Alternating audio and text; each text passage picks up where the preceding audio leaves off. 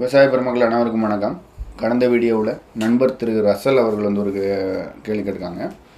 டிராக்டரில் நேரடி நெல் விதைப்பு செய்யும்போது விதையுடன் உரம் கலந்து போடலாமா, என்ன உரம் போடலாம் அப்படின்ற மாதிரி கேட்டிருக்காங்க.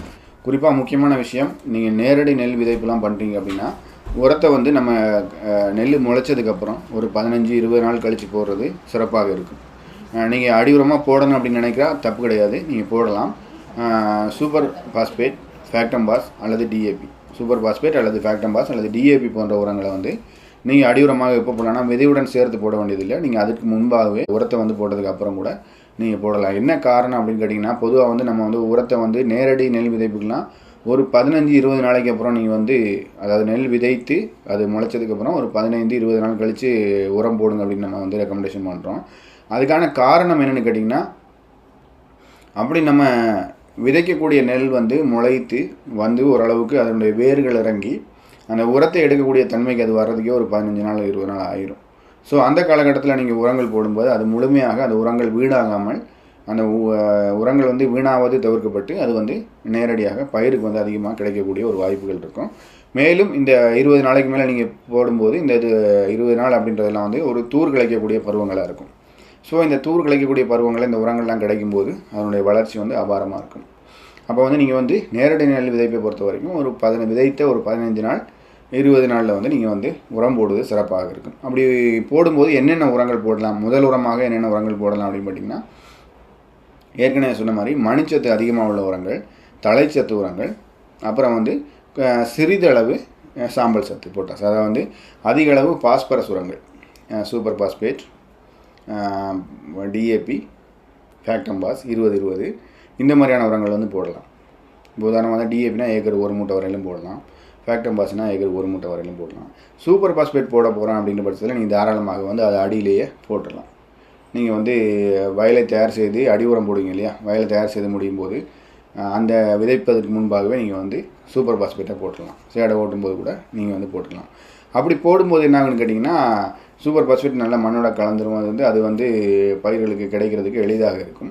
அதே நேரத்தில் நீங்கள் நடவு நட்டதுக்கப்புறம் 15 நாள் கழிச்சு 20 நாள் கழிச்சு நம்ம போடும்போது நீங்கள் ஃபேக்டம்பாஸ், மணிச்சத்து உரங்களுக்கு ஃபேக்டம்பாஸ் 20-20-13 அது போடலாம், அல்லது டிஏபி போடலாம். ஏக்கருக்கு 1 மூட்டை அளவு கூட போடலாம். அப்படி போடும்போது அது கூட ஏக்கருக்கு ஒரு 1/2 மூட்டை யூரியா, ஒரு 10-15 கிலோ பொட்டாஸ் இந்த மாதிரி கொடுத்தாலே நீங்கள் போதுமானது. அது மாதிரி நெல்லுக்கு நம்ம முதல் உரம் போடும்போது கண்டிப்பாக நீங்கள் ஏக்கருக்கு 10 கிலோ அளவு micro nutrient mixture. Micro nutrient மிக்சர்னு சொல்லக்கூடியது வேறு ஒன்றும் கிடையாது, நுண்ணூட்ட கலவைன்னு சொல்லக்கூடியது zinc sulphate, ferrous sulphate, manganese, molybdenum, boron, copper, இந்த மாலிப்டினம் போன்ற நிறைய நுண்ணூட்ட சத்துக்கள் சேர்ந்த கலவையாக கிடைக்கக்கூடியது இருக்குது. இதை போட வேண்டிய தேவை என்ன அப்படின்னு பார்த்தீங்கன்னா, நிறைய தூர்க்கட்டும் நுண்ணூட்டச்சத்து குறைபாடு இல்லாத பயிர்கள் வரும். நிறைய நம்ம நினச்சிட்ருக்கோம், நிறைய நோய்கள் அப்படின்னு நினச்சிட்ருக்கோம். நெல்லில் நிறைய நோய்கள் வருது. உதாரணமாக மஞ்சள் இலை போன்று வருவது, அது லேசான இலையிலே பேல் க்ரீன் அப்படின்னு சொல்லுவோம், அதாவது லேசான க்ரீன் கலரில் வரக்கூடியது, அதாவது நல்ல பச்சைத்தன்மை இல்லாமல் இருக்கிறது, அப்புறம் நுனிகள் கருகக்கூடியது. இந்த மாதிரி நிறைய பிரச்சனைகளுக்கு முக்கால்வாசி காரணம் நுண்ணூட்டச்சத்து குறைபாடு தான். அது நமக்கு தெரியாது. இதுக்கான காரணம் என்னென்னு கேட்டிங்கன்னா, காலங்காலமாக நம்ம வயலில் தொடர்ச்சியாக பயிர் செய்து வருவோம், பயிர் செய்துகிட்டே இருக்கோம். ஆனால் அதுக்கு தேவையான அளவுக்கு நம்ம அந்த மண்ணில் திரும்பவும் உரங்களை கொண்டு போய் போடுறதில்ல. ஒவ்வொரு தடவையும் பயிரை விளைவிக்கும் போது மண்ணில் உள்ள சத்துக்கள் உறிஞ்சப்படுது, மண்ணில் உள்ள உரங்கள் உரச்சத்துக்கள் உறிஞ்சப்படுது.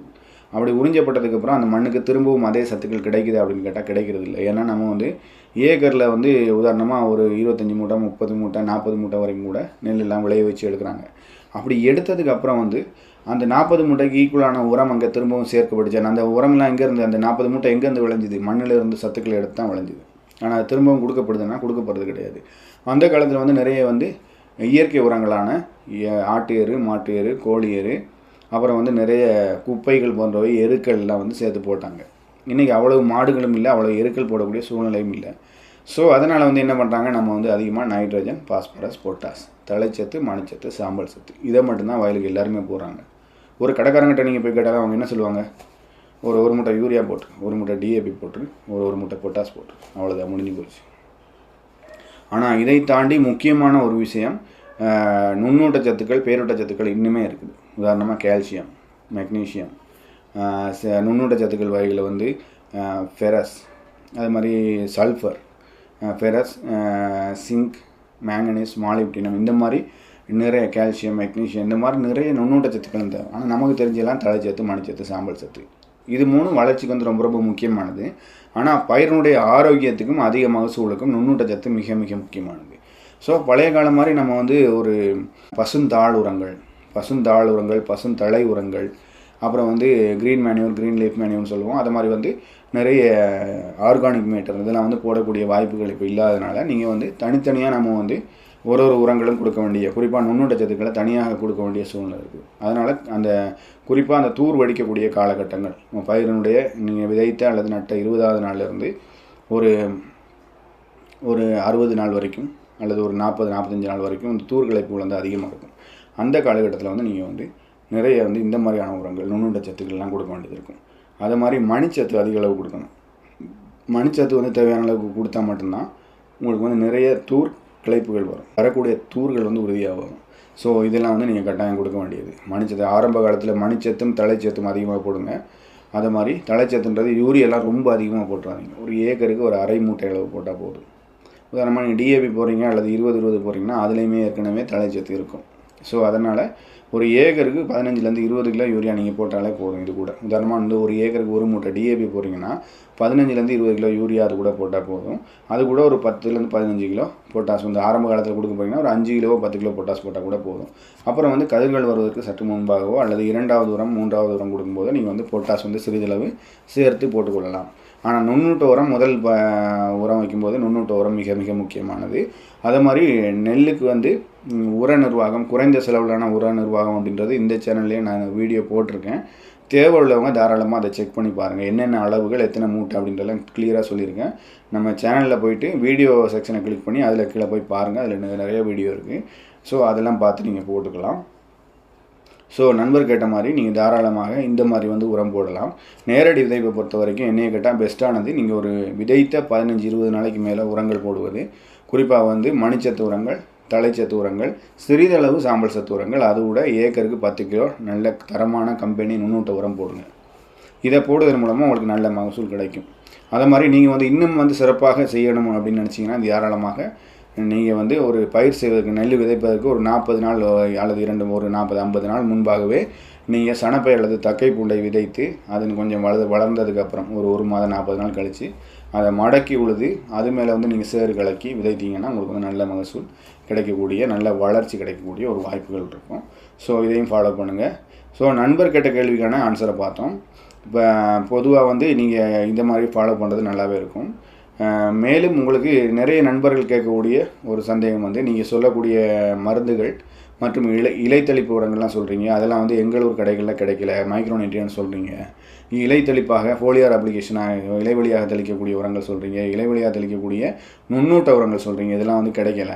இதை வந்து நான் எப்படி பெற்றுக்கொள்வது அல்லது உங்களுடைய கான்டாக்ட் நம்பர் கொடுங்க அப்படின்ற மாதிரி கேட்குறாங்க. அந்த மாதிரி உங்களுக்கு உரங்கள் அல்லது மருந்துகள் தேவைப்பட்டால் என்னுடைய வாட்ஸ்அப் நம்பர் 900-344-0344. ஸோ இந்த நம்பரை வந்து டெக்ஸ்ட்லேயும் தரேன். உரங்கள் மருந்துகள் தேவைப்படுறவங்க இந்த நம்பருக்கு வந்து காண்டாக்ட் பண்ணுங்கள். குறிப்பாக வந்து வாட்ஸ்அப்பில் வாய்ஸ் மெசேஜ் அல்லது டெக்ஸ்ட் மெசேஜ் போடுங்க. வாய்ஸ் மெசேஜ் அல்லது டெக்ஸ்ட் மெசேஜ் போடுங்க. முடிஞ்ச அளவுக்கு கால் வந்து பண்ணுறதை அவாய்ட் பண்ணுங்கள், தவறுங்க. ஏன்னா நான் வேலையில் இருக்கிறதுனால எனக்கு எப்போவுமே எடுத்து பேசக்கூடிய சூழ்நிலைகள் இருக்காது. நான் ஃப்ரீயாக இருக்கும்போது நீங்கள் வாய்ஸ் மெசேஜ் போட்டிங்கன்னா நான் ஃப்ரீயாக இருக்கும்போது பார்த்துட்டு உங்களுக்கு வந்து நான் உங்களுக்கு அதுக்கான தீர்வுகள் வந்து இது சொல்கிறேன். அந்த மாதிரி மருந்துகளை வந்து நான் உங்களுக்கு அனுப்பி வைக்கிறேன். மருந்து வந்து அவங்களை பார்த்துட்டு என்ன தேவை அப்படின்றத பார்த்துட்டு நான் உங்களுக்கு அனுப்பி வைக்கிறேன். கொரியரில் அனுப்பி வைக்கலாம். நம்ம தமிழ்நாடு ஃபுல்லாக, இன்னும் குறிப்பாக சொல்ல போனால் தமிழ்நாடுடைய எல்லா பகுதிகளுக்குமே நம்ம அனுப்பிட்டுருக்கோம். ஸோ அதன் மூலமாக நீங்கள் பெற்றுக்கொள்ளலாம். மேலும் உங்களுக்கு விவசாயம் சார்ந்த வேறு ஏதேனும் சந்தேகங்கள் இருந்தாலும் கமெண்ட் செக்ஷனில் பதிவு செய்யுங்க. அடுத்து வரக்கூடிய நாட்களில், அடுத்து வரக்கூடிய வீடியோக்களில் அதை பற்றி தெளிவாகவும் விளக்கமாகவும் பார்த்து விடலாம். மீண்டும் ஒரு புதிய வீடியோவுடன் உங்களை சந்திக்கும் வரை உங்களிடமிருந்து விடைபெறுவது உங்கள் நண்பன் ஷியாம். நன்றி, வணக்கம்.